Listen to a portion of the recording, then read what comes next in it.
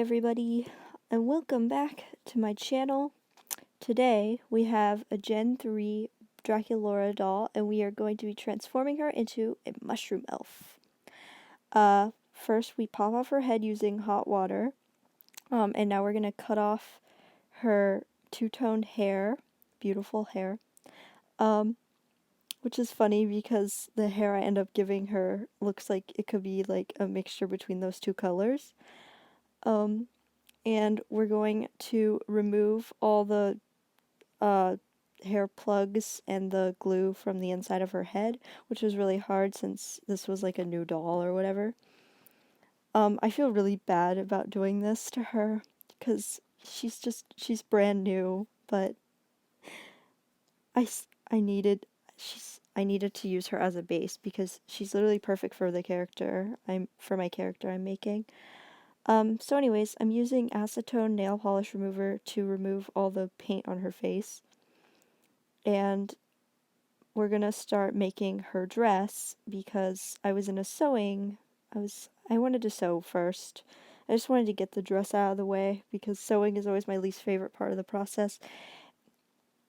Anyways, I'm measuring elastic for the dress, but I don't end up using it because my design didn't really fit it, I guess. Like, it didn't fit, it didn't work. I don't know.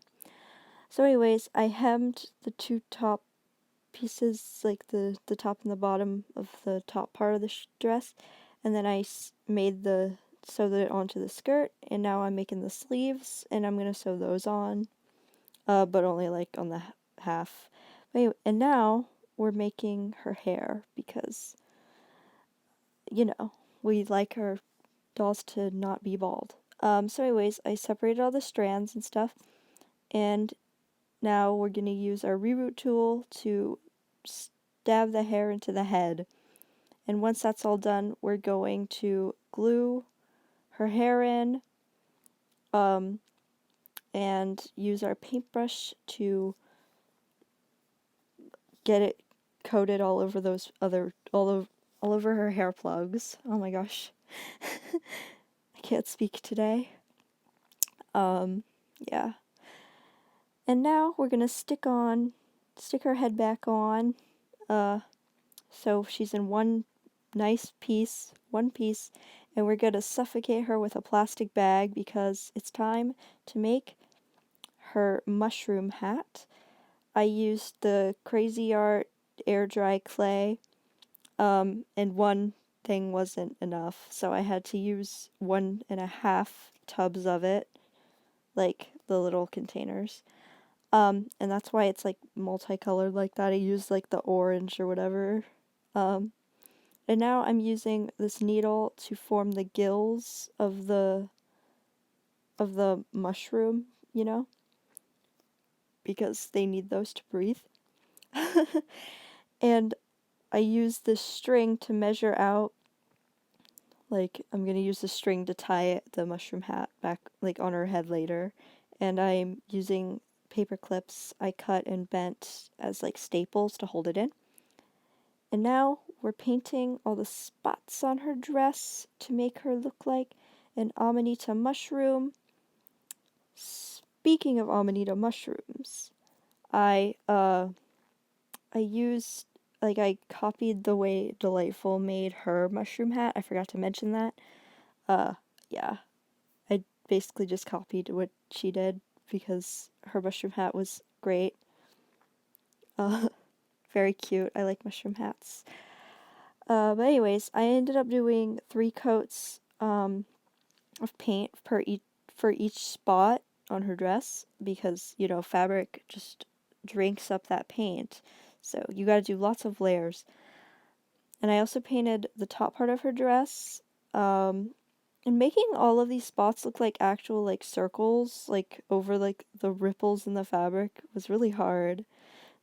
So now we're going to paint the top of her mushroom hat red because we're going for an Amanita mushroom because those are the classic red and white mushrooms that everybody loves, and I like them.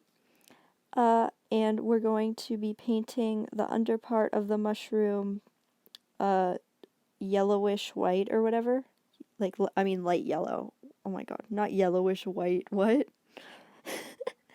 Um, and I'm using my paintbrush to get into all the nooks and crannies. And now we're going to be painting the spots on her hat with just regular white. I think I did about 3 coats for those because, white is a very light color. It's literally the lightest color. I don't know what I'm talking about. And it's very see-through on darker colors, obviously. And yeah, added lots of little spots to make them look nice. And now I'm using, oh my god, I gave her these Gen 1 Frankie shoes that I used the Frankie doll for another project. And I'm giving her these shoes and I'm painting them black because I imagined her to have these like baby doll shoes, I think that's what they're called, but I'm not sure. But anyways, I'm painting them all black because yeah. But the Gen 1 shoes don't really fit the Gen 3 bodies, so I don't really recommend it. So now I'm doing her face, and I'm painting her eyes white, like the whites of her eyes first, because I do their faces in all acrylic paint. Well, not necessarily. But, and now I'm painting her eyebrows, because what better time to do it than when you're waiting for the whites of the eyes to dry. Um, and now I'm gonna paint a second layer of white on the whites of the eyes because they were like it was very streaky before. And yeah. So now we're moving on to painting the irises, which I painted like a nice like teal color to like contrast all the pinks and reds she has going on in her design. Yeah, because teal is, it's red, it's like it's greenish blue, and green is opposite to red. And then I'm painting with a darker teal for the tops of, like, yeah, for the shadows. And then I'm going to use my paint pen to draw the eyelashes on, which is always the funnest part because it gives them their personality, Without that, they just look kind of weird, you know? And now we're going to dot in her pupils with some black paint in the back of a paintbrush. And then we're going to give her the whites of her eyes. Yeah. And now we're going to be using some matte Mod Podge to seal in all of that hard work we just did, because we wouldn't want anything to happen to that. Always make sure that you let your doll's face dry thoroughly before doing that, because it will ruin everything. But then I add some Mod Podge to her mushroom hat to keep it all, like to keep the paint from chipping off, obviously, if it like drops on the floor or something, or to keep it from like getting dirty. Yeah.